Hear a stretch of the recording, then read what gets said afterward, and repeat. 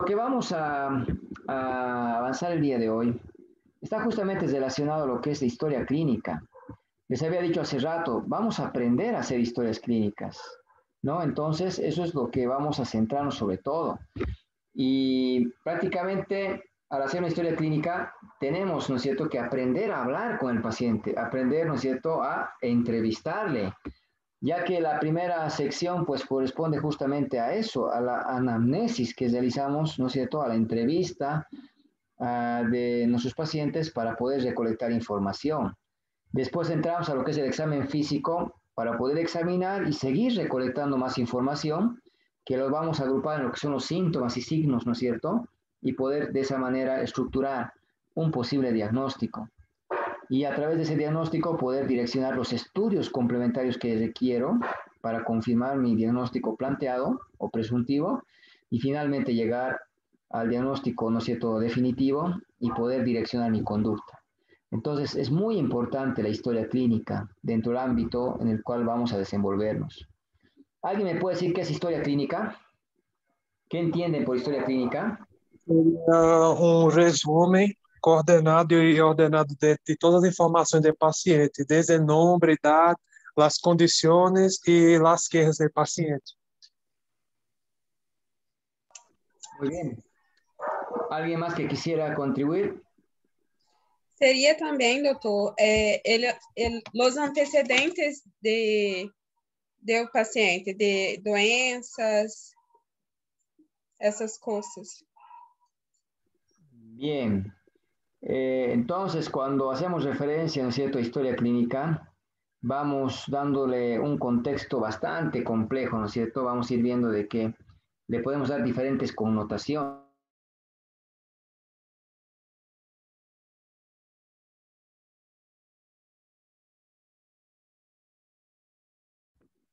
Y es así como seguramente, ¿no es cierto?, cuando decimos, ¿qué es historia clínica? ¿No? Es una narración escrita, lo que decías, ¿no es cierto? Vamos a obtener información, la tenemos que anotar, la tenemos que escribir, ¿no? Tenemos que detallar, ¿no es cierto?, diferentes aspectos de manera escrita. Tiene que estar ordenada, porque vamos a ver que la historia tiene secciones que tenemos que aprender. En este semestre tienen que aprender las secciones de memoria, cosa de que cuando vayan al hospital todo salga de la cabeza y sea fácil hacer una historia clínica. Hay docentes en semiología 2 que te dan una hoja en blanco, te dice haga la historia de su paciente. Entonces tienes que tener la capacidad de poder, ¿no es cierto?, recordar qué secciones estructuran una historia clínica y cada sección qué ítems es lo que va interrogando, ¿no? Entonces, tiene un orden que hay que saberlo respetar, ¿no es cierto? Y bueno, esa información no tiene que ser superficial, ¿no? Alimentación, come de todo. Puede probablemente comer de una manera variada, ¿no? Y hay que ir describiendo qué es lo que consume en el desayuno, en el almuerzo, en la cena. Porque si mi paciente es diabético y quiero modificar su dieta, ¿cómo voy a modificar? Conociendo lo que come, ¿no es cierto? Y es la manera de conocer, no me basta que me diga come de todo o tiene una alimentación variada. No necesito saber realmente qué es lo que ingiere en el día para poder yo también modificar esa dieta y poder contribuir a solucionar su problema de salud. Pues ahí va el tema, tiene que ser explícito. No tengo que presumir o asumir de que se entiende. Tengo que anotar, tengo que anotar. Y es en ese sentido, ¿no es cierto?, que vamos a ir siempre describiendo que la historia clínica tiene que ser lo más extenso, lo más detallado que sea posible.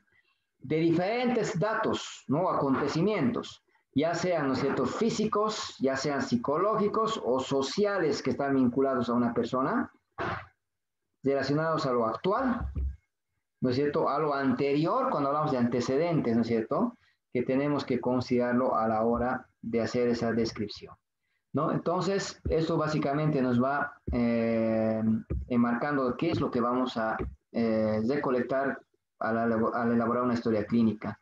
Pero cuando te pregunten qué es historia clínica, ¿no es cierto?, no se olviden enfocarlo desde diferentes puntos de vista. Es un documento médico. ¿Por qué? Porque describe datos relacionados a las enfermedades, ¿no es cierto? Porque si mi paciente ha venido con tos, está escupiendo sangre, está con pérdida de peso, bueno, tiene que tener esa descripción de esos datos clínicos que me ayuden a pensar qué puede tener mi paciente, ¿no es cierto? Puede tener tal vez cáncer de pulmón, tal vez una tuberculosis, tal vez, ¿no?, alguna otra afección que hace que tenga esa sintomatología. Por tanto, describe, ¿no?, síntomas, signos relacionados a las enfermedades, y eso hace que sea un documento de tipo médico.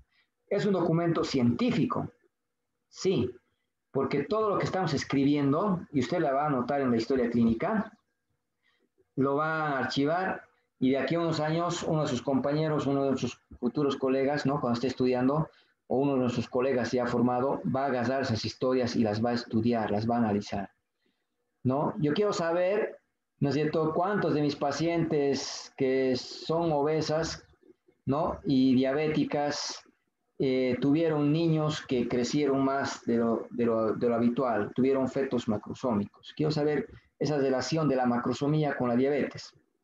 ¿Cómo se llegó a saber que los embarazos de las madres que eran diabéticas crecían mucho? En base a estudios, porque alguien agarró las historias de todas las mujeres diabéticas y empezó a ver cómo afectaba la diabetes al peso del niño, ¿no es cierto?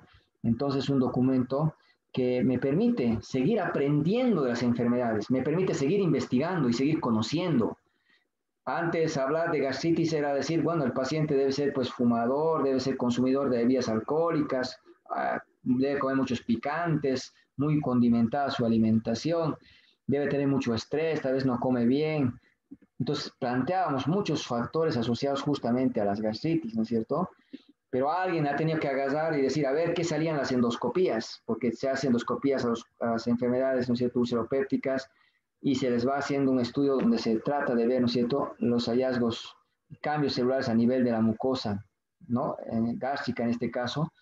Y bueno, y resultó que encontraron que había casos en los que se reportaba la presencia de Helicobacter pylori. Y bueno, en base a las historias clínicas que han analizado, ¿no?, de pacientes con gastritis, bueno, detectaron que entre los agentes etiológicos está descrito ahora el Helicobacter pylori como uno de los más importantes, ¿no? Algo que quizás antes no se pensaba, ¿no? Hasta donde yo era interno hablábamos del cáncer cervicuterino hasta el 2004, la multiparidad asociando, ¿cierto?, a diferentes factores, pero no pensábamos en un virus como actualmente ya asociamos el virus del papiloma humano como un agente, ¿no es cierto?, importante en el origen de un cáncer de cervicuterino, por ejemplo. Entonces, ¿eso es en base a qué? A que alguien siempre se va a motivar en algo, de querer investigar algo, agarrar las historias, hacer una investigación y descubrir algo.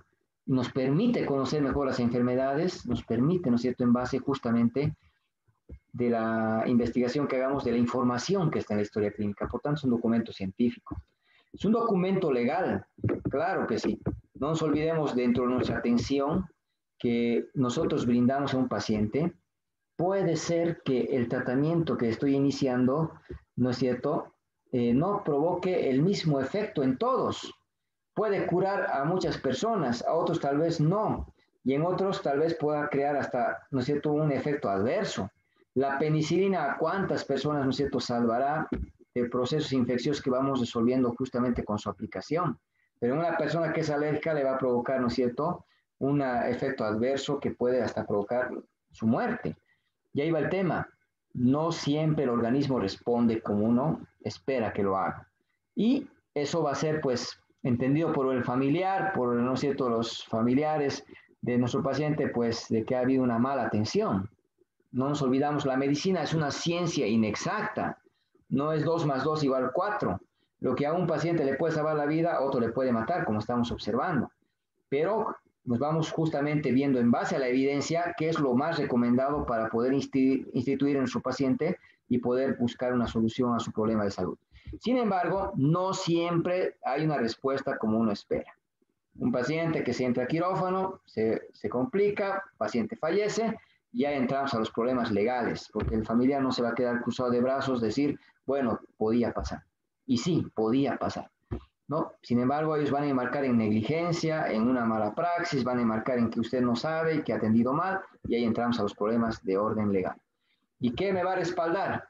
Que he hecho lo que está establecido en los protocolos y en las recomendaciones, lo que he escrito. No cuánto sé, cuánto leo, sino lo que he escrito. Entonces, de ahí entra la importancia. En un juicio, la historia clínica es, ¿no es cierto?, parte de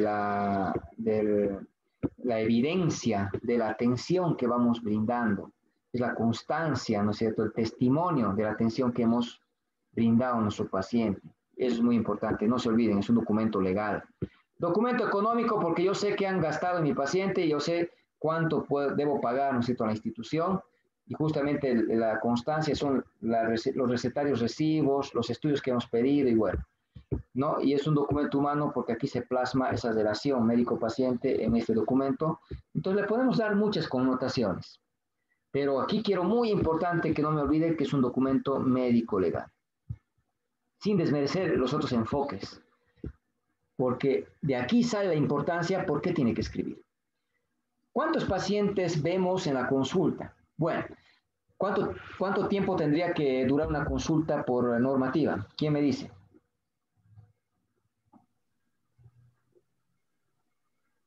¿Cuánto tiempo tengo para ver un paciente? Por norma.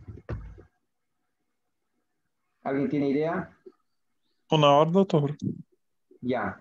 Entonces sería lo ideal, ¿no es cierto?, que yo esté con un paciente 1 hora y poder tener buen tiempo para poder examinarle, para poder, ¿no es cierto?, revisar, perdón, y poder revisar, ¿no es cierto?, a mi paciente. Eso sería lo ideal. Sin embargo, en estadística, ¿no?, viendo el tiempo que se atendía a nuestros pacientes, se ha llegado a la conclusión de que el tiempo que tenemos para atender a un paciente es 15 minutos. Ya, por normativa es 15 minutos. Entonces hay hospitales que te van programando la cantidad de fichas en función de eso. Si vas a trabajar 6 horas, te voy a contando cuántos pacientes tienes que atender, ¿no es cierto?, en 15 minutos y son los pacientes que te voy a programar. Entonces, esto es muy importante, considerando que 15 minutos es insuficiente. 15 minutos no me alcanza, ¿no es cierto?, para poder entrevistar, poder, ¿no es cierto?, examinar de manera adecuada. Y eso hace que, a pesar de dar esa cantidad, a ver, Luan. Creio que a eles, doutor, é mais importante a quantidade do que a qualidade, não? Porque 15 minutos você vai atender grande quantidade de pessoas, mas você não vai atender a qualidade de atender as pessoas bem. Y es un aspecto muy importante que tú estás mencionando de manera intrínseca. La calidad es inversamente proporcional a la cantidad. Cuanto más pacientes vea, la atención es peor, ¿no? Y si quiero dar una atención de calidad, necesito ver menos pacientes. Y eso es una situación, ¿no es cierto?, que a veces la parte administrativa no ve, como tú dices. Entonces tenemos, ¿no?, establecido que el tiempo es 15 minutos y además de eso, a pesar de ello, la cantidad de demanda de los hospitales realmente es muy alta. Hay hospitales en nuestro medio que están las filas, las colas, ¿no es cierto?, fuera del hospital desde la madrugada. Antes en mi hospital, por ejemplo, antes de la pandemia, a las 10 de la noche tú veías en mi hospital en la puerta de que es, ¿no?, llenita, una fila larga, durmiendo, porque sabían de que tenían que amanecer para poder agarrar una ficha, bueno, porque la cantidad de demanda es increíble. Entonces, da pena cómo la condición obliga, ¿no?, que un paciente tenga que amanecerse para poder agarrar una ficha y que lo vean al día siguiente. Lamentablemente, es la realidad que viven muchos centros, ¿no? Que largas filas, una gran demanda de pacientes, pero bueno, entonces tenemos 15 minutos. Ya ves, 15 minutos es insuficiente. Y eso hace que seguramente, no me van a dejar mentir, hay médicos que se van absorbiendo por ese sistema y esa gran exigencia y nos vamos utilizando en ciertas situaciones. ¿Qué es lo que tiene su hijo? Está con tos. ¿Ya? ¿Algo más? No, doctor. No ha tenido fiebre, nada. Listo. ¿Desde cuándo? Desde hace 4 días. Listo. Haga esta radiografía y vuelve. Y nos vamos dejando absorber por los exámenes complementarios, ¿no? Tratando de poder suplir esa deficiencia del tiempo por los métodos complementarios que me ayuden a un diagnóstico, ¿no? Y vamos invirtiendo el rol que tenemos cuando en realidad el examen complementario es eso, es complementario. Solo me ayuda, ¿cierto?, a aportar un 20% más del diagnóstico. Hablando con mi paciente, voy a tener información que me ayuda a llegar al 50% del diagnóstico. Examinando, un 30%. Pero el 20% que falta lo voy a aclarar con el hemograma, con el general de orina, con el copro, con la ecografía, con el examen que le voy a solicitar. Pero nuestro sistema hace que te absorba, que al final te vas absorbiendo por esa falta de tiempo y vas recurriendo a los exámenes complementarios, lo que no debe acontecer de manera ideal. Hasta donde uno pueda, tiene que siempre primar la parte clínica, ¿no? ¿Esto por qué va? por el sentido de que cuando hacemos una historia clínica, no se olviden, a pesar de que tengo poco tiempo, tengo que aprender a escribir. Y esto te van a exigir desde la carrera. Desde que empieces a hacer historia clínica, tu historia clínica van a revisártela y te van a decir, rehaga, está mal, porque este es el testimonio de lo que están brindando la atención. Eso tiene que estar bien hecho, porque si operas un paciente o atiendes un paciente y no tiene una evolución favorable, puede haber una demanda de tipo legal. Y la evidencia que tienes es lo que has escrito. Entonces eso es muy importante. A pesar que tienes poco tiempo, tienes que darte más tiempo para escribir, anotar, ¿no es cierto? Porque no tienes otro mecanismo de poder respaldar lo que estás realizando. De ahí radica, como tienes que darle la importancia a este documento del orden legal, tienes que escribir con buena letra. Ya vamos a escribir, les voy a pedir que hagan sus historias clínicas escribiendo a pulso, a mano. Y cuando hagan a mano en su documento, le van a sacar una foto o le van a escanear, lo van a volver a PDF o me van a subir, ¿no es cierto?, en el Word o en imagen, porque yo quiero ver sus historias hechas por ustedes, a pulso. En la computadora, yo puedo entrar a un formato, lo cambio, o me paso a mi compañero, le cambio de letra, formato, le cambio unas palabras, igual entrego lo mismo. No. Va a haber algunos trabajos que les voy a pedir a pulso. Y ahí yo voy a evaluar eso, la letra, que sea bien legible. Eso es un pilar. ¿Qué es letra de médico, doctor? La letra del médico estamos viendo que debía ser la más entendible, ¿no es cierto? La más dibujada. Actualmente tenemos historias clínicas digitales y aquí también hay hospitales que manejan un sistema ya computarizado donde tú escribes todo en la computadora y se archiva todo en la máquina. Donde mi receta yo escribo, va a la farmacia y de ahí dispensan directamente. Pero hay hospitales todavía que esperan mi recetario recibo, que esperan mi receta para poder leer. Y cuando llega a la farmacia no se entiende nada. Indicaciones médicas, si no se entienden, ¿cómo garantizar que el personal de enfermería ha comprendido mi indicación y ha administrado lo que yo le he indicado? Entonces, ahí entra la importancia, letra legible. No voy a utilizar abreviaturas de manera arbitraria. No quiero ver abreviaturas. ¿Qué significa EA? ¿Qué significa MC? ¿Qué significa esta E? No puede haber abreviaturas de manera arbitraria. El que ha escrito sabe lo que significa. El que ha escrito entiende lo que es su escrito. Sabe que es esta BC, sabe que es esta E. Pero este documento que él ha escrito, que mi colega lo ha hecho, no es personal. Hoy día me toca ver a ese paciente y voy a agarrar esta historia clínica. Yo quiero saber que había venido el 2 de abril del 2015 y quiero entender lo que tenía mi paciente. ¿No es cierto? Entonces eso es muy importante. No puedo utilizar abreviaturas que no sean reconocidas o que no sean de uso universal. Entonces, doctor, no puedo anotar PA como presión arterial, pero está descrito que puedes anotar, entonces no hay ningún problema. Entonces no puedo anotar ninguna abreviatura. Puedes anotar, porque si te pido que me digas fecha de última menstruación, lo puedes hacer porque está descrito. Entonces, hay abreviaturas que vamos a ir viendo que sí se pueden utilizar, ¿no? En cambio, otras no. Si no se utilizan de manera regular, no las puedo aplicar en un documento que es oficial. Esta historia clínica no es mía, eso es del hospital, es del paciente. Entonces tiene que ser con letra legible, no abreviaturas, ¿no es cierto?, de que no sean reconocidas. No voy a utilizar correctores ni borrones. No puedo borrar. Aquí, por ejemplo, veo que lo han corregido con Ralex la temperatura de 38 grados. Yo no sé si llegó así con 38 grados o tuvo una temperatura mucho mayor o menos. Si estoy borrando, ya estoy alterando la información, ya estoy quitando ese valor legal, porque estoy modificando y tal vez estoy corrigiendo para poder justificar la evolución que ha tenido mi paciente, entonces le quita la legalidad. Pero somos seres humanos, podemos equivocarnos, claro que sí, puedes equivocarte, pero no hay que ocultar el error, solo hay que aclarar que es un error.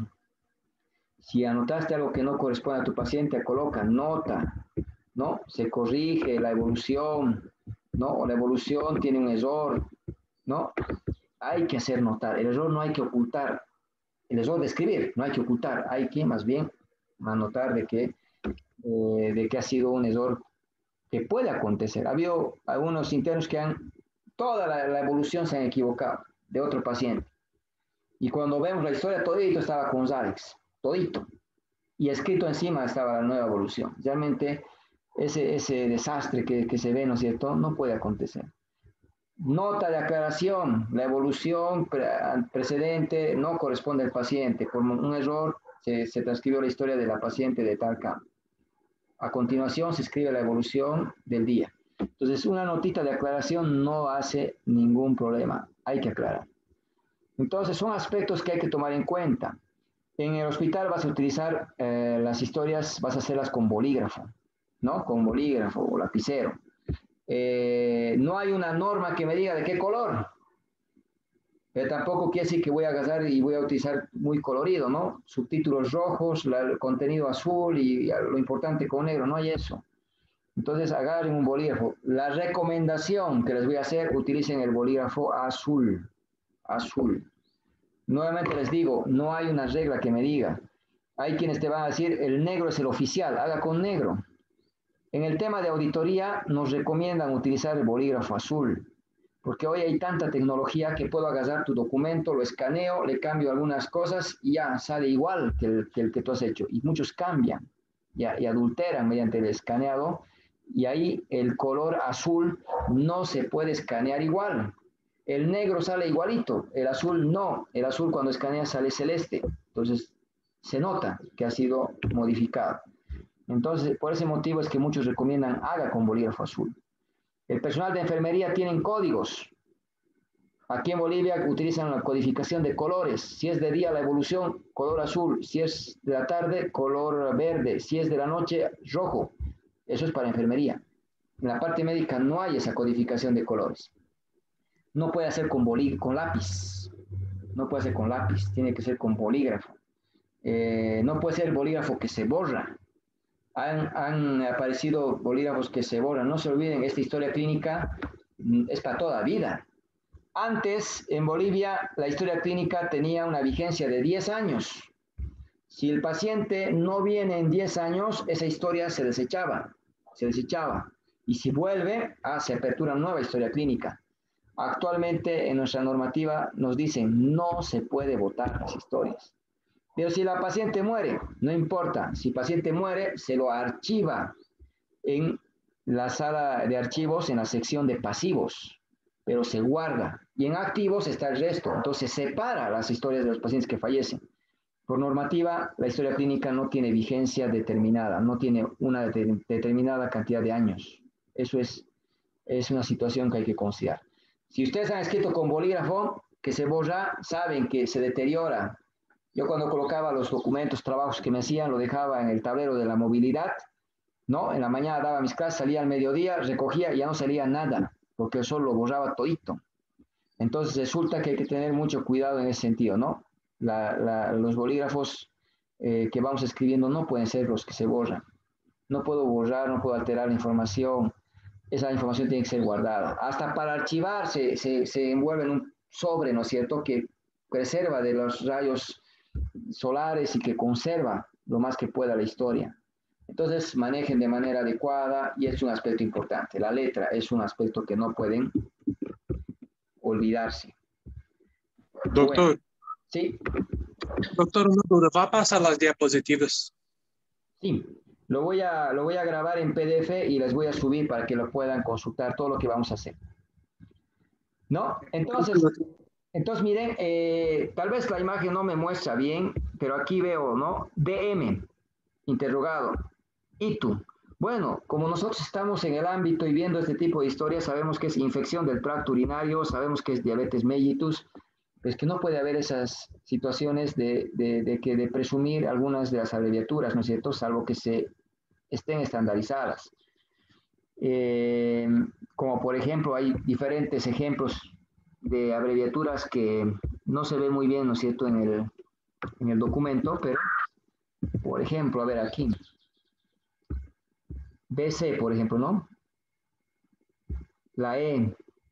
A ver, Luan, que está levantando la mano, si nos hace el favor de leer, a ver. Doutor, uma dúvida, por exemplo, quando for a tratar o paciente de acordo com o histórico médico do paciente, pero não ser muito entendible por essas abreviações e hacen um tratamento equivocado, quem é a pessoa que se vai quedar como a mais equivocada? A pessoa que iniciou com essas abreviaturas não conhecidas ou a pessoa que iniciou o tratamento?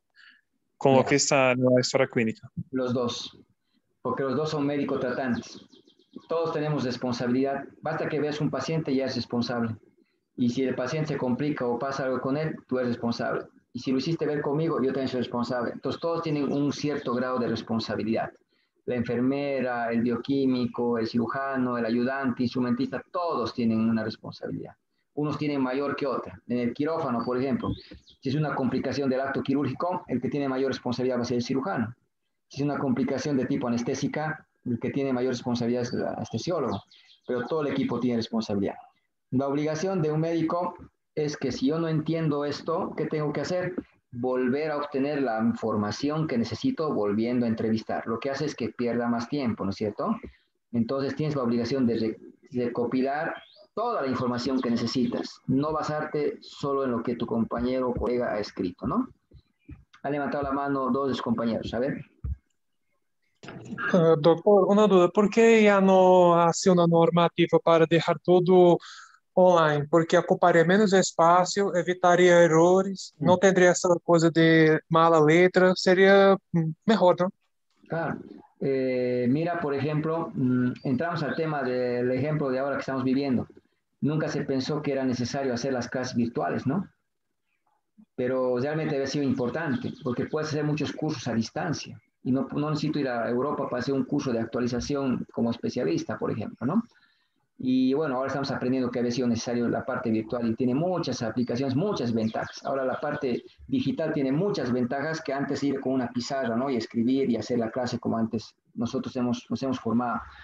Entonces hay muchas historias que ya tienen, lo que tú has dicho, hay muchas empresas que promocionan historias digitales y tenemos varios hospitales que ya están. El tema es, como tú dices, la normativa que vaya acompañando, que de a poco va surgiendo la necesidad. Por ejemplo, en Bolivia no está reconocida la firma digital en estos documentos. Entonces, hay hospitales que tienen la parte digital. Las historias son netamente computarizadas, todo es en digital. Como tú dices, espacios, una nube donde puede entrar la información y ahí se almacena de manera ilimitada, ¿no es cierto? Y sujeta también de que no haya accidentes, ¿no? De que pueda perderse esa información. Bueno, el problema es que como seguimos en la era del papel aquí en Bolivia, haces todo la computadora, imprimes, firma el paciente, firmas tú y lo archivas. Todavía seguimos en la era del papel. ¿Esto va a cambiar? Seguramente que sí, ¿no? Larissa. Doutor, uma dúvida. Com respeito a estas abreviações, onde podemos pesquisar para sabermos mais para distinguir o que são essas abreviações? Porque esta, por exemplo, VC, eu não sei o que é. Es que no hay esa abreviatura, por eso no sabes. Ah, sim. No existe esa abreviatura como tal, ¿no? Entonces vamos a ir viendo, hay diferentes libros, por ejemplo, en el libro de Romero, Carlos Romero que les dije, tiene, ¿no? Tiene signos, tiene síntomas, tiene algunas abreviaturas. Entonces hay diferentes libros que te pueden dar pautas de algunas abreviaturas para que te familiarices, ¿no? Pero en la medida que vas avanzando, que vas ejerciendo, vas a darte cuenta que hay varias abreviaturas en medicina que las vamos a ir conociendo, ¿no? Pero lo que no estás reconociendo es porque no existe, eso es la recomendación. Esta historia, por ejemplo, quería que lo lea su compañero, mm, es muy difícil de leer y utiliza abreviaturas como tú dices, yo no sé qué es BC y seguro que no sabríamos si no estamos en el contexto, ¿ya? Como es un niño, no sabemos que hay un diagnóstico de una enfermedad, neumonía grave, asumo que dice eso, neumonía grave. Luego viene el estado inmunológico, vacunas. Entonces supongo que significa vacunas completas. Supongo. En la práctica real no puedo suponer. Y luego viene el estado nutricional, porque así viene el diagnóstico en pediatría. Luego viene el estado nutricional y le pongo la E, que quiere decir eutrófico seguramente. Desnutrición, eutrófico, sobrepeso y obesidad, ¿no? Entonces probablemente va enfocado de esa manera. Pero ¿qué tal si esta E significa enflaquecido y no eutrófico? Y ahí el término de enflaquecido. Entonces ahí va el tema, ¿no? Me lleva a supuestos. Por eso es que hay que tener mucho cuidado de no utilizar abreviaturas en historia clínica, ¿ya? Porque eso te va a llevar a confusión, dificultad. Y lo que decía su compañero, no me voy a basar en lo que otro ha hecho. Si es que no se comprende, hay que recuperar esa información y escribir de manera correcta. Lo que va a tomarte más tiempo, sí, pero tienes la garantía de que estás haciendo una conducta en base a la información correcta, ¿no? A eso va. Bueno, entonces hay así ejemplos como este que me muestran, ¿no es cierto?, que puede haber muchos problemas en la escritura. Ahora, cada historia tiene secciones, tiene documentos que hay que acoplar. Por ejemplo, esta es la hoja de notas de enfermería. Y fíjense, estamos poniendo evolución aquí, porque hay muchas deficiencias. Bueno, estamos utilizando un documento que no corresponde. Hacemos un registro, la evolución del día, donde realmente muy poco o nada se puede entender, ¿no es cierto? Entonces no puede haber esto. Letra legible, tiene que ser fácil comprensión, no tenemos que hacer letra no comprensible, tachar, ¿no? Rayar, escribir encima, sobreañadir notas, ¿no? Se nota con otra letra, con otro bolígrafo, cuando le agregan este espacio, me entra espacio, puedo aquí agregar lo que me he olvidado. Eso no se puede hacer, ¿ya? Entonces, ¿qué puedo hacer? Una nota de aclaración, una nota de modificación. Entonces, tengo que anotar abajo. Si me olvidé algo, anotar hay que hacer. Esto vamos a ir viendo con calma para poder, ¿no es cierto?, poder ir poniendo algunas situaciones que podamos vivir en cuanto a los ejemplos, ¿no? Por ejemplo, aquí vemos que lo han borrado porque anotaron sexo masculino de un recién nacido, ¿no es cierto? Esto crea mucho conflicto, porque basta que uno se equivoque, ¿no? Quien recibió al niño lo hizo rápido y le puso sexo masculino. Y en todo el documento de esto copian y sexo masculino, masculino, masculino. Hagas a alguien, ve, tu hijito ha sido varón. Y la mamá piensa que es varón. Y al momento del día siguiente de cambiarle, le saca, le descubre y es mujercita. Y ahí entra el problema. Me lo han cambiado a mi bebé. Y ha habido casos de denuncia. Le han cambiado a mi bebé.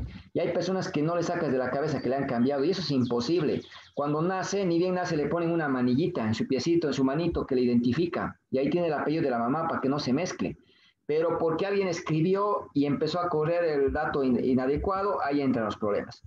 Y como me he dado cuenta, porque la mamá empezó a reclamar, agarro corrector y lo corrijo. Ahora, ¿cómo sé que realmente este dato era real? ¿Cómo sé que no lo he cambiado? Para que no haya problemas, decir, no te equivocaste. Ahí entran los problemas.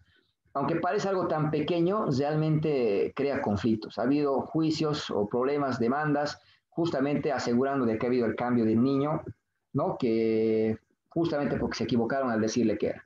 No hay que dar información si uno no está seguro de lo que está dando y tampoco puedes escribir por escribir. Siempre hay que escribir constatando. Es muy importante.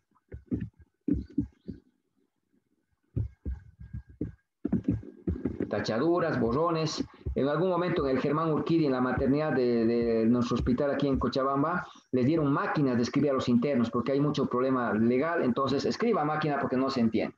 Escribir a máquina no es fácil para quien no tiene, ¿no es cierto?, acostumbrado al poder escribir de esa manera. Entonces resulta que están escribiendo tecla por tecla, les demora. Ahora la mayoría de los hospitales tienen computadoras, escribes en computadora, tienes formatos en computadora, metes a la impresora, imprimes y es más fácil y ayudas a poder comprender. La tecnología de a poco, ¿no es cierto?, tiene que ir instaurando las bases para que puedas tener historias digitalizadas, que es lo que se busca. Pero bueno, entonces, hemos visto todas las características en relación a la historia clínica, que eso lo van a llevar a la parte teórica, porque es documento legal, hemos dicho, ¿no? Describe hallazgos semiológicos de las diferentes enfermedades, documento científico, legal, hemos mencionado, económico, hemos dicho, documento humano, lo hemos mencionado, y bueno, empezamos a la historia clínica. La primera parte que vamos a hacer está orientada, ¿no es cierto?, a poder hacer la historia clínica a algún familiar. Y esa va a ser la primera tarea que van a tener. Voy a buscar a mi papá, a mi hermano, a alguien con el que vivo, ¿no es cierto? Y si no tengo a alguien, que sería muy poco probable, pero que puede pasar, pues hago la historia clínica mía, escribo lo mío. Porque lo que necesito es que empecemos a escribir para poder hacer. Lo voy a subir a la plataforma, voy a poner la tarea para que usted entreviste a alguien, escriba esta primera sección de la historia clínica. La identificación, datos generales o datos estadísticos. Ese es el nombre de la primera sección que vamos a hacer como primera actividad en el aprendizaje. Pero para hacer la historia clínica, lo primero que tengo que anotar es fecha y hora. ¿A qué hora le estoy viendo a mi paciente? ¿Qué día estoy viendo? Es lo primero que tienen que anotar. Hacen una evolución, fecha y hora. Reportan un laboratorio, fecha y hora. Realizan un examen complementario, fecha y hora. Siempre deben anotar la fecha y hora cada vez que escriban, para ver la cronología en función, ¿no es cierto?, del tiempo. ¿Qué es lo que estoy pidiendo? ¿Qué estoy encontrando? ¿Qué estoy haciendo? Eso tiene que hacer. Hay laboratorios que pedimos hoy día a las 8 de la mañana y mañana recién reportamos el resultado y iniciamos un tratamiento. Y ahí hay que ver, ¿por qué han tardado 24 horas para poder recoger un resultado? ¿Será que usted no ha recogido? Porque el laboratorio ya lo reportó, ¿no es cierto?, a las 2 horas, por ejemplo. ¿Y por qué ha esperado un día, ¿no es cierto?, para reportar? Y ahí empieza a ver la calidad en la atención que ha brindado. Entonces, la cronología es muy importante para ver, ¿no es cierto?, la atención que estamos brindando a nuestro paciente. Y bueno, empezamos. La historia clínica está elaborada en base, ¿no es cierto?, a secciones. Estas son las secciones que vamos a considerar en la historia clínica. La primera sección hace referencia, ¿no es cierto?, a los datos estadísticos, a la identificación del paciente. Lo voy a corregir para poder pasar el material, ¿no? Porque la segunda sección hace referencia, ¿no es cierto?, a justamente la fuente de la historia y la confianza que merece la misma, de quién estoy obteniendo la información y si voy a confiar en esa información, porque no hay contradicciones, porque está coherente lo que estoy escuchando. La tercera sección va al motivo de consulta, ¿no? O llamado también queja principal. Esto vamos a ir mencionando en las diferentes clases que tengamos. Luego voy a entrar a una sección que es la enfermedad actual. La enfermedad actual. Esta va a ser la sección que nos va a tomar un poquito más de tiempo. Una clase entera vamos a dedicar para poder explicar y por lo menos 2 clases para poder hacer ejercicios en base a esta sección. Esta es la más importante porque describe el cuadro clínico de mi paciente y hay muchas recomendaciones que hay que realizar aquí. La quinta sección, antecedentes personales, familiares y ginecobstétricos, en ese orden. El último es ginecobstétricos, ¿no? Y finalmente paso, ¿no es cierto?, a la revisión por sistemas. Una anamnesis dirigida a recolectar información. ¿Qué otros síntomas, qué signos puede la paciente referirnos en otros sistemas o aparatos que no se ha contado aquí en la enfermedad actual para completar la información de todas las enfermedades que pueda tener nuestro paciente? Finalmente, entramos al examen físico, la exploración física que se divide en examen físico general y examen físico regional. Entonces, son varias secciones. ¿Qué quiero que resaltar? Hasta la sexta sección, si se dan cuenta, es hablando. Perdón. Es en base a la anamnesis, es hablando. Hablando con mi paciente, casi elaboro toda mi historia clínica. Y la última sección es el examen físico. Cuando queremos ver un paciente, lo que queremos es revisarle, escuchar su corazón, examinar, ver sus pupilas. Hay que siempre ser metódicos. La mayor parte de la información es hablando. Por eso hemos dicho, la anamnesis me brinda un 50% del diagnóstico. El examen físico me aporta un 30% y los exámenes complementarios un 20%. De ahí radica la importancia. Pero muchas veces vemos que el médico habla muy poco con su paciente. ¿Qué es lo que tiene? Está con diarrea, doctor, mi hijo. ¿Desde cuándo? Hace 3 días. Ya. ¿Cuántas veces entra al baño? 3 veces. Hazle este examen de sus heces y le traes. Prácticamente no sé cuántas, con qué frecuencia entra, me ha dicho, sí. No sé el color, el olor, si tiene moco, si tiene sangre, la cantidad. No sé varios aspectos que me pueden orientar, ¿no es cierto?, a poder saber qué está provocando o cuál es la etiología de ese cuadro diarreico. No, vamos a ir viendo que hay diferentes características que se va evaluando en la diarrea. Entonces, ahí va el tema. Esa falta de tiempo que he resaltado hace rato hace que nos vayamos simplificando en la consulta a una anamnesis muy breve y un examen físico muy simple, muy básico, que no siempre nos permite, ¿no es cierto?, obtener la información a cabalidad. Pero bueno, esta es la historia clínica que vamos a aprender este semestre.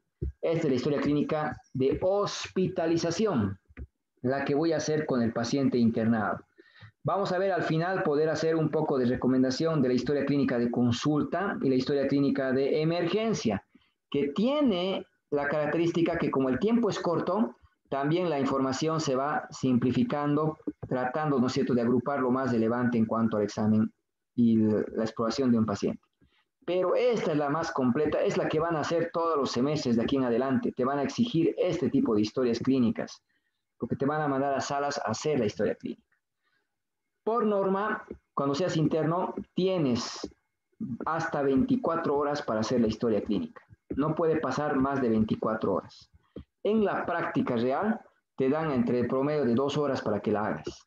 No te van a decir, hagan 2 horas, porque esta paciente tiene que ir a sala con su historia hecha. Y no puedes dejar para hacerlo mañana. Pero sí tienes que no puede pasar en 24 horas, después vienen sanciones. Y eso hace que tengas que aprender a hacer rápido. En tu examen de grado igual te piden que hagas una historia clínica de internación. Esta es la que vas a hacer en un promedio de 40 a 60 minutos. Tienes 1 hora exagerando para hacer una historia clínica en tu examen de grado igual. Entonces esto hace que esta historia realmente te vamos preparando en la carrera, como también, ¿no es cierto?, al momento de egresar, para que conozcas la historia y cuando estés en la consulta, te sea un poco más fácil hacerlo rápido, ¿no es cierto? Porque ya sabes qué secciones que tiene y vas un poquito sintetizando algunos de los datos que vas registrando. Bueno, esta es la que vamos a aprender a hacer conmigo, una historia clínica general, porque si es una historia de pediatría, cuando llegues al 10º semestre, te van a agregar algunas secciones, además de las que están aquí. Si llegas a ginecobstetricia, te van a agregar una sección que es historia del embarazo, primera mitad, segunda mitad, que es una sección que se va a agregar a esta historia. Entonces, cada especialidad le puede agregar algo en particular, pero la base es esta. Esta es la que tenemos que aprender a hacer en este semestre. Bueno, entonces, la primera sección, que es la que les decía que vamos a avanzar hoy día, para hacer la práctica que la voy a subir ya mañana a la plataforma, son los datos estadísticos. Datos estadísticos. Que hace referencia a la identificación del paciente o datos generales. Es decir, esta sección en algunos autores, algunos libros, está descrito como identificación del paciente. Otros como datos estadísticos, otros como datos generales. Los tres sirven, los tres sirven.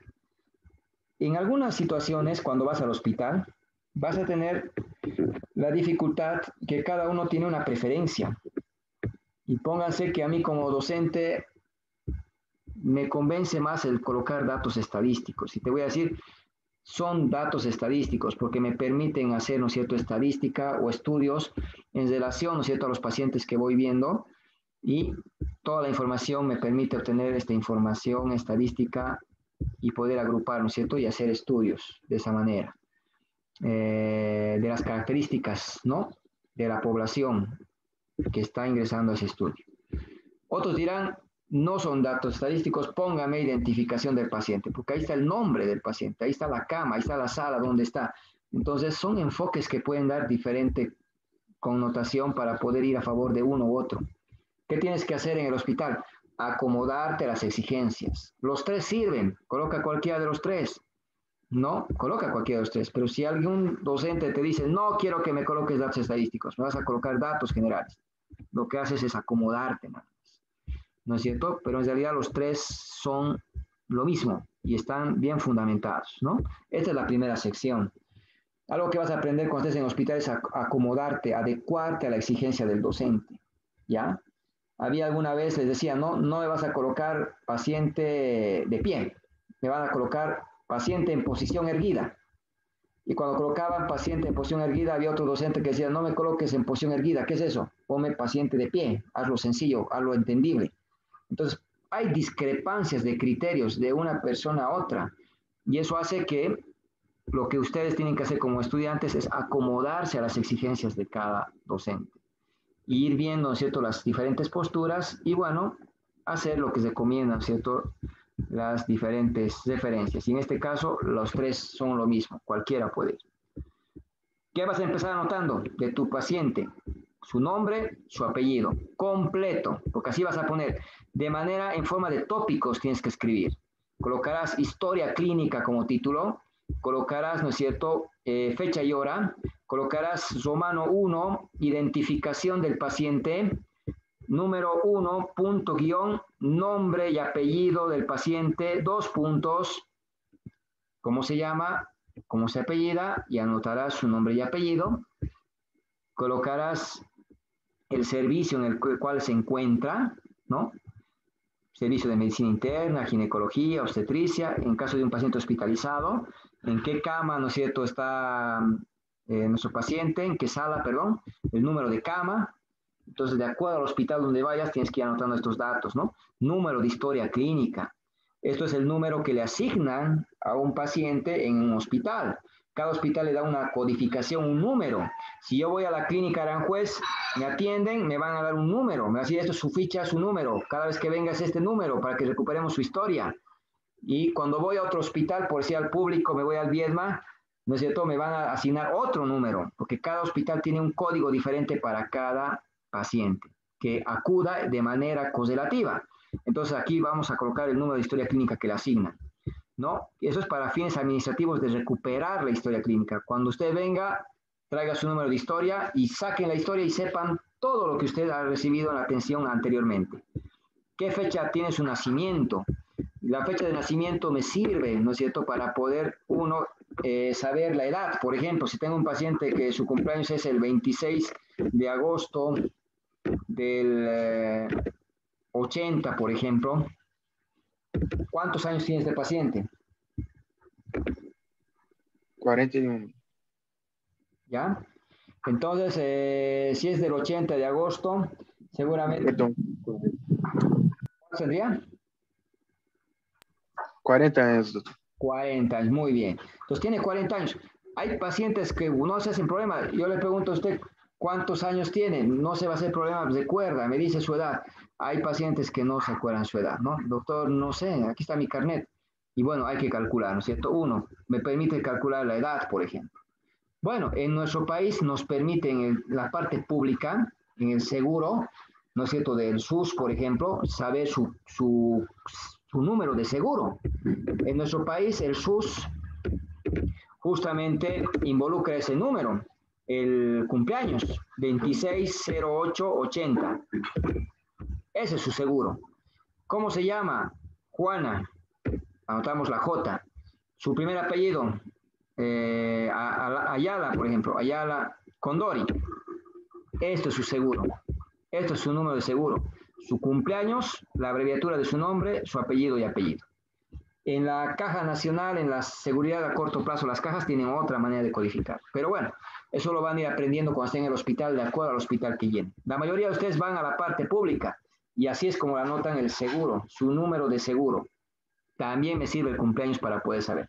Pero es que, doctor, va a ser el mismo seguro de varias personas. Puede coincidir el número de seguro. Puede coincidir las abreviaturas. No hay problema. Lo importante es que tenga un seguro. ¿Cómo sé que no es la misma persona? Porque tiene otro número de historia clínica. Porque la historia clínica va a ser diferente, ¿no es cierto? Sí, Leonardo. Doctor, essa parte del código y de la edad, ¿tenemos que poner o solo la fecha misma? Fecha de nacimiento, anotan lo que te está pidiendo. ¿Qué te está pidiendo? Solo la fecha de la edad. La fecha de nacimiento. Agosto del 80. Solo anota eso, nada más. Que nos sirve para poder llenar otros datos, nos sirve. Como han visto, ¿no es cierto? Si tengo que hacer un recetario o una solicitud y me piden el número de seguro en el SUS, utilizo esta información para copiar y anotar. Si la paciente no recuerda la edad, me permite para que yo calcule cuántos años tiene en base a esta fecha de nacimiento. Entonces solo anotas así, nada más. Género. Gracias. Va a anotar si, ¿no es cierto?, los caracteres morfológicos, ¿no?, me permiten reconocer si corresponde al género masculino o género femenino, nada más. No voy a entrar al detalle de pacientes que se someten a cirugías, pacientes que van, ¿no es cierto?, realizando cambios de género, por ejemplo, ¿no es cierto? Si el documento figura que corresponde al género masculino como tal, ¿no es cierto? Obviamente los tienes que anotar así, porque legalmente nuestro paciente es del género masculino.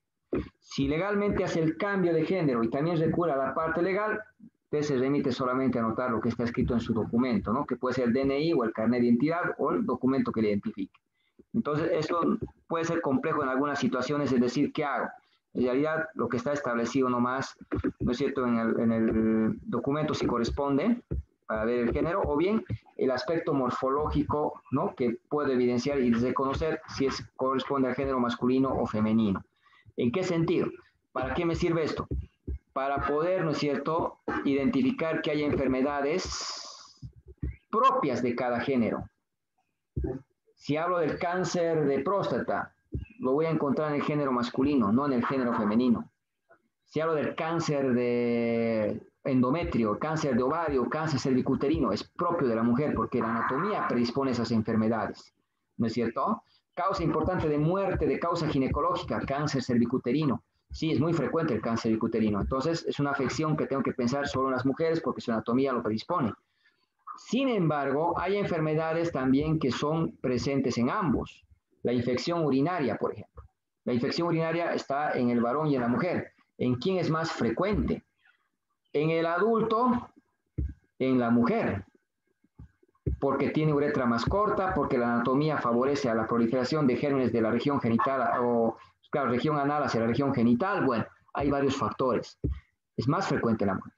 Pero si fuera niño, un niño pequeño, es más frecuente en el varón, porque el varón tiene una fimosis fisiológica que va a favorecer a que pueda haber la proliferación bacteriana y también haber infección en el varón. Entonces, en el niño es más frecuente la infección urinaria que en la niña.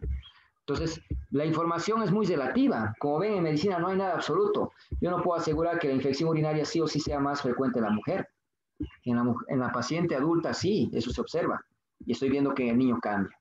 Entonces, hay enfermedades, por ejemplo, los problemas biliares, cálculos biliares. ¿En quién es más frecuente, varón o mujer?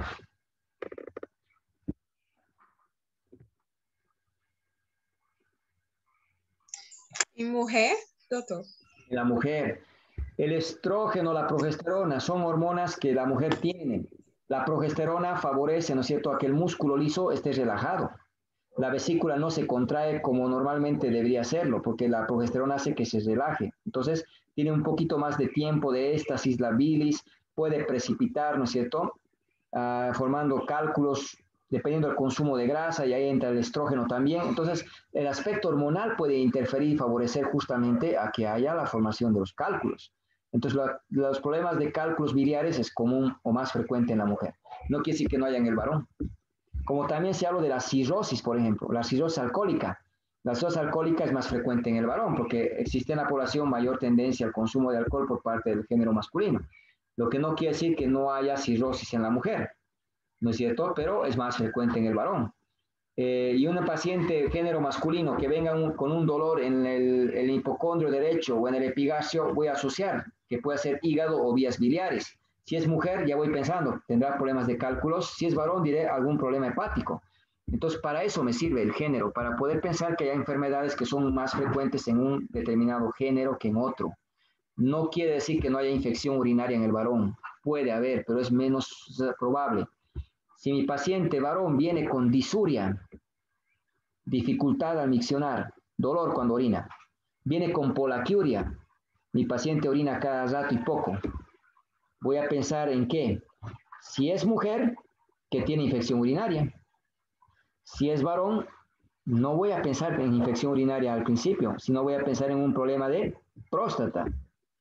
¿Será una hiperplasia prostática? ¿Será una prostatitis? Voy pensando primero en próstata, pero también voy a pensar, puede también ser infección urinaria, pero no está la primera opción. Entonces, para eso es justamente el género, ¿no es cierto? Para poder identificar que hay enfermedades que son más frecuentes en un determinado género.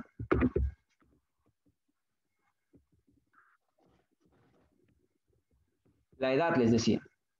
¿De qué me sirve saber que mi paciente tiene, ¿cuántos años hemos dicho? 40 hemos dicho, ¿no? 40 años. Esa edad la tengo que agrupar, ¿no es cierto?, en grupos etarios. Tengo que agrupar en los grupos etarios.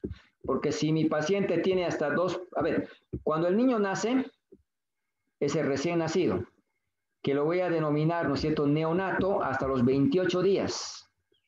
Por tanto, hasta 28 días hablo de neonato, ¿no? Después entramos a lo que es, ¿no es cierto?, la infancia. Hasta 2 años y medio hablamos de la primera infancia. Hablamos, ¿no es cierto?, del preescolar hasta los 7 años, por ejemplo. Hablamos del escolar, ¿no es cierto?, hasta la edad en la que comienza la pubertad. que es muy variable, ¿no es cierto? Muchos indican que puede comenzar alrededor de los 10 años, por ejemplo, otros a los 11 años, pero bueno. La adolescencia, una vez que ha pasado la pubertad, va a durar, ¿no es cierto?, hasta los 18 años, donde comienza la juventud, y se va a extender esta hasta los 30 años, donde comienza la edad adulta que se extiende hasta los 50 años, porque a partir de esa edad ya vamos a considerar la vejez, ¿no?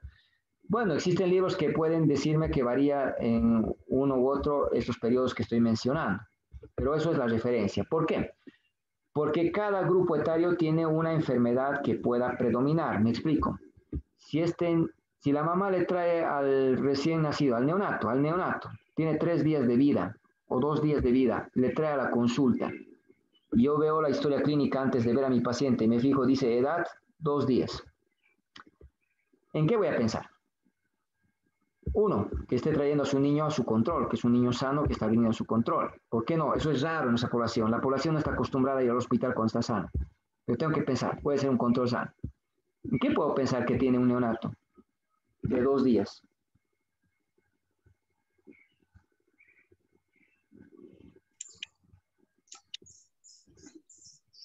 Problemas con la bilirrubina, quer dizer. Bien, y me gusta, bien, tienen ya un conocimiento de base bien. Puede ser, ¿no es cierto?, la hiperbilirrubinemia, ¿no? Y habría que ver en este caso, Sí. hay la ictericia, ¿no? Fisiológica y patológica. Sí, Ya sí. van a aprender en pediatría a diferenciarlos, ¿no? Y está muy bien. Puede ser. Un niño por tema de la lactancia, un niño por la inmadurez, ¿no es cierto?, hepática, puede tener coloración amarillenta después de un día de internación, ¿no?, de que ha nacido el niñito. Está muy bien. Pode ser algum problema na coagulação também, doutor.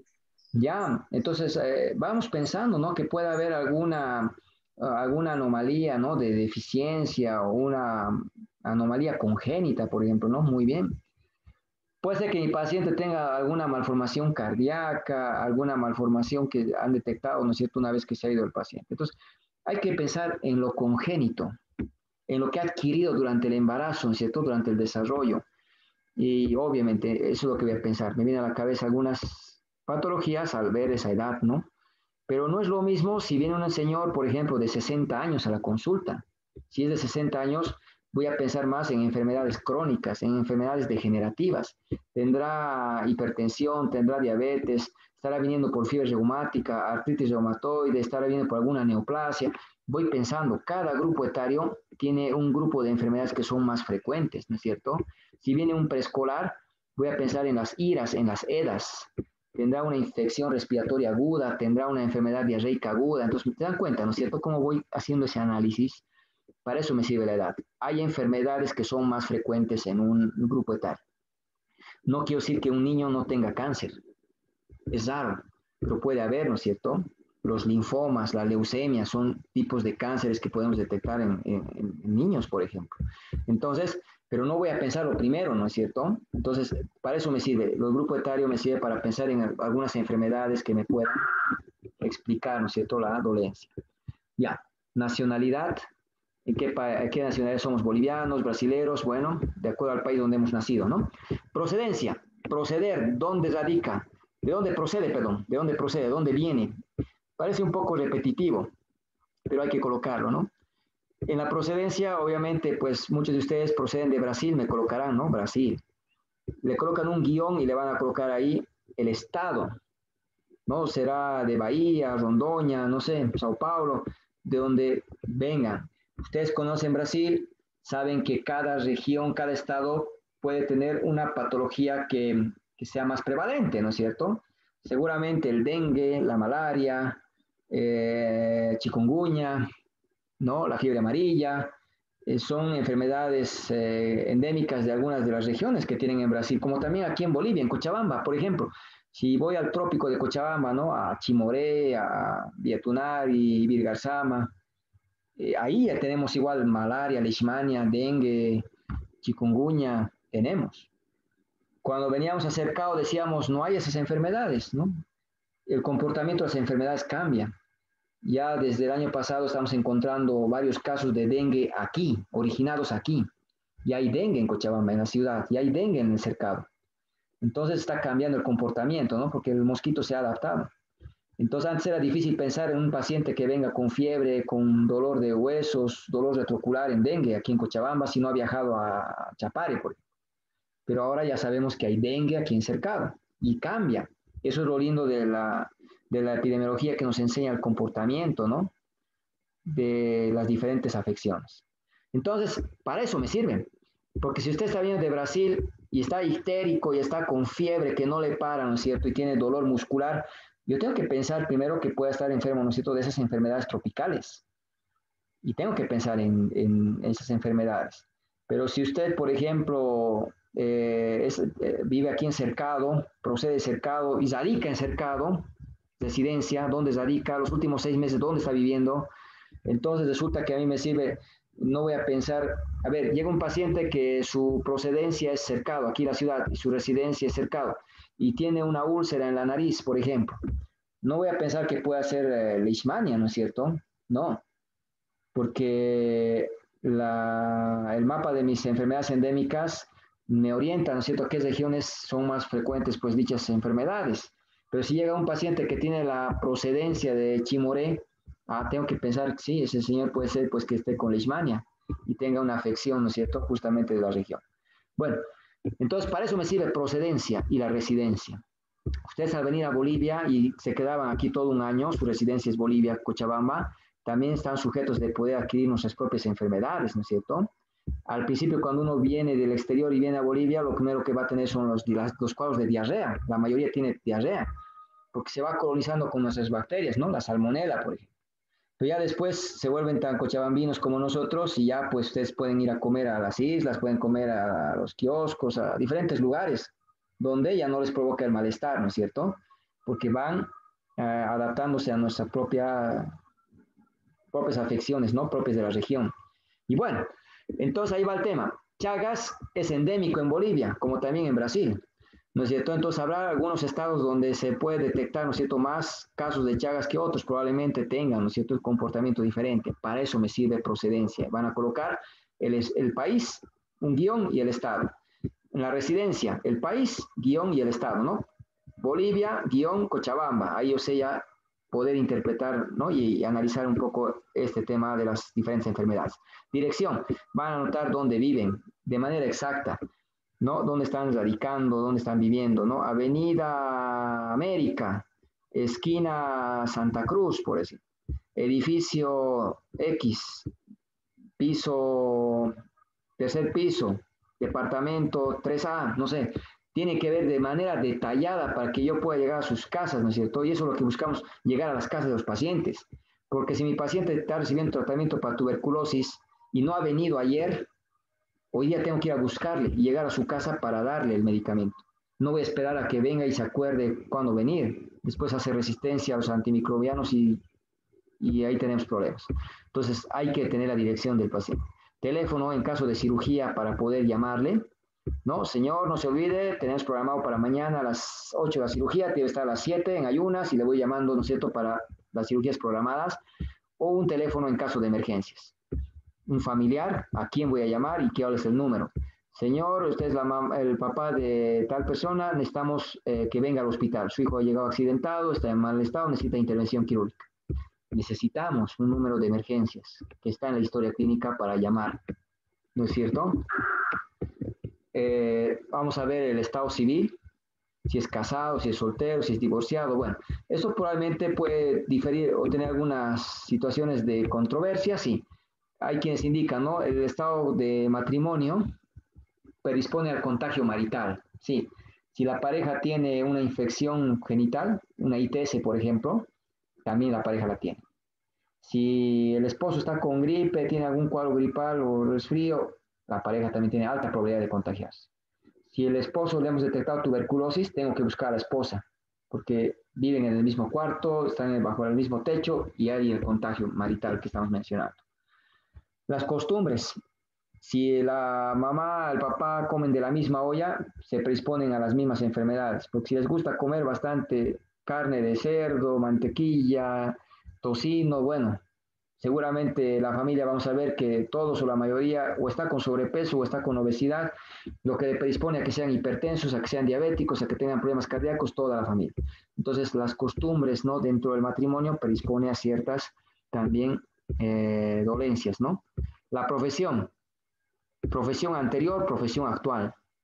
Si usted está estudiando medicina, bueno, estudiante de medicina, su profesión actual.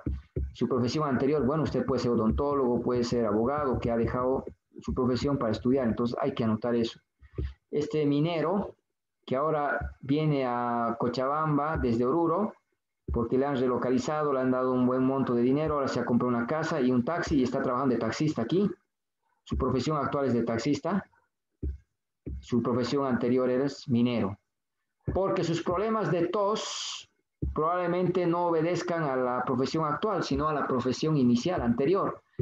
Inhalaba minerales, polvo, y este problema respiratorio puede ser problema de silicosis, por ejemplo, ¿no? Y ahí va el tema. Es muy importante conocer la profesión anterior. Todas las enfermedades, o no, algunas profesiones predisponen a algunas también enfermedades. Nosotros como médicos, ¿a qué estamos expuestos? ¿A qué riesgo?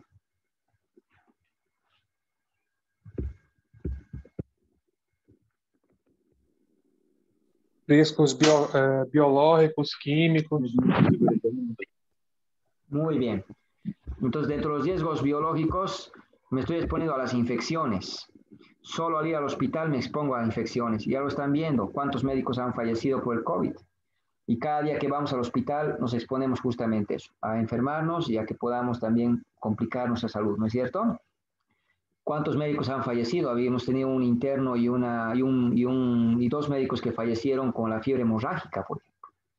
Interna que solamente le llevó al paciente a hacer endoscopía, al paciente, bueno, ¿no? Le expuso a los fluidos y bueno, ese es el riesgo que tienen durante el aprendizaje como también durante su profesión, a infecciones. Operas un paciente con VIH, operas un paciente con hepatitis. Hoy estamos viendo con la pandemia que ahora, ¿no es cierto? El tema, usted es anestesiólogo, terapista o internista o cirujano o ginecólogo o pediatra, igual se está exponiendo a los riesgos, ¿no? Unos más que otros, pero todos se exponen a riesgo porque todos los días vemos pacientes con COVID, ¿no? Ahí va el tema. Estamos expuestos a riesgos de infecciones. Si soy cirujano, estoy operando toda la mañana, estoy parado todo el tiempo, predispongo a las varices, ¿no? Insuficiencia venosa.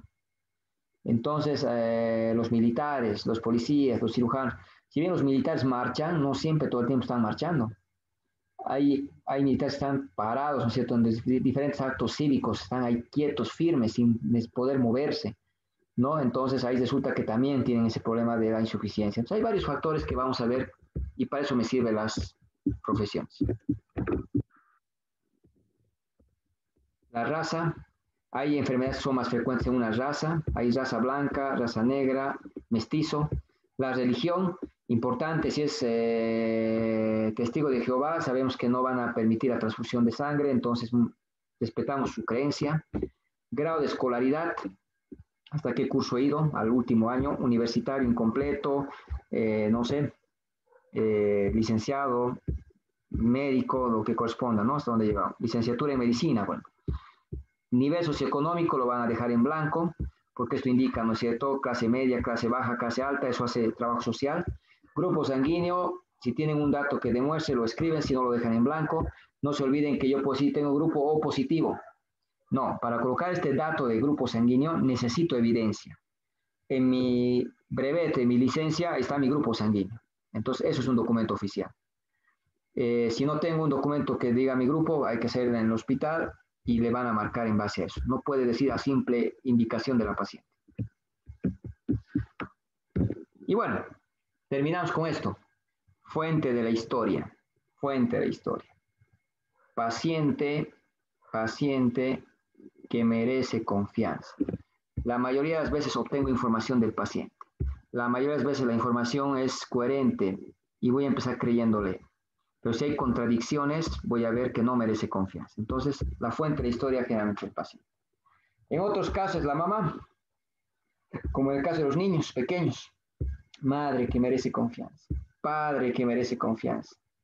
No van a poner familiar, ¿no? El abuelo que merece confianza.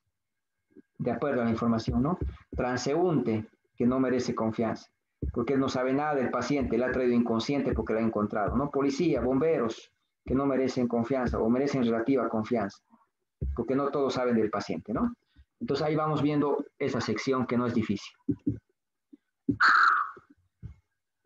Y esto, con eso acabamos, motivo de consulta o queja principal, la tercera sección.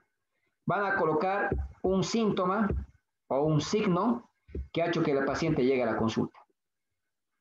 Hay que identificar un síntoma o un signo, exagerando 2. Excepcionalmente 3, dice, no lleguen al excepcional, busquen 1 o 2. ¿Por qué está viniendo? Me duele mi cabeza.